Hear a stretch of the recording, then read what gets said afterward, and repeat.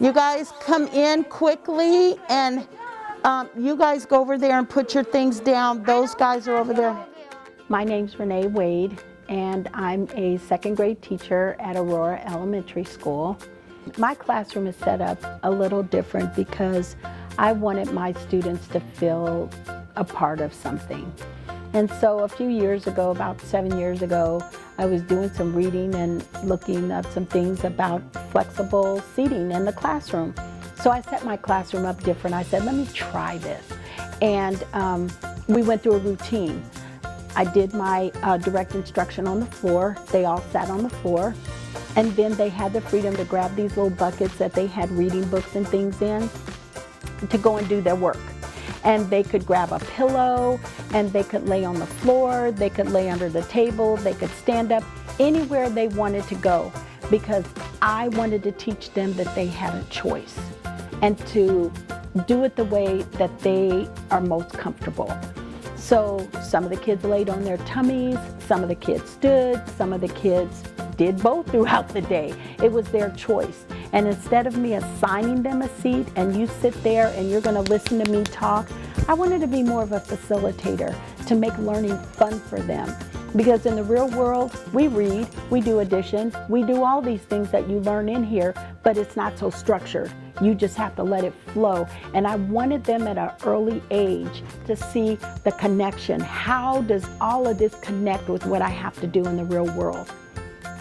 So my flexible seating came in to give them a voice, to let them choose so that they can begin to make a choice to find themselves and to see, yes, I am different from them.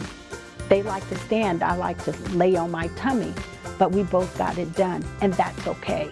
The response has been good. We set up some time for the parents to come in and view and see what they thought, and after I went through and explained to them and showed them, and they liked it. The kids think it's great, and they are able to, they have their little bubbles. You know, I have some tape down on the floor because I want to teach them and remind them of keeping their distance with each other, but I still gave them their space.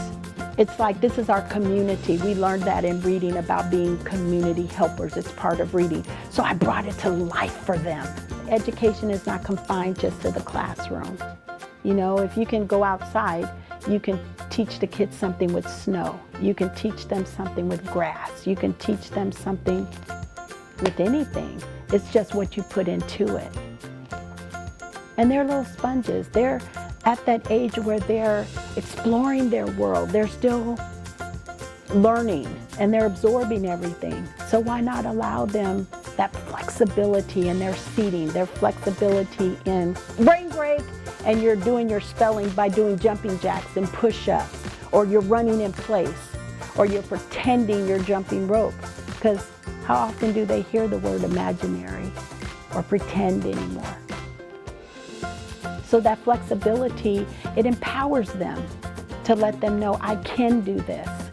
I'm gonna have some challenges, I'm gonna fall down, but I can get up. And as long as you can get up, you can keep moving forward.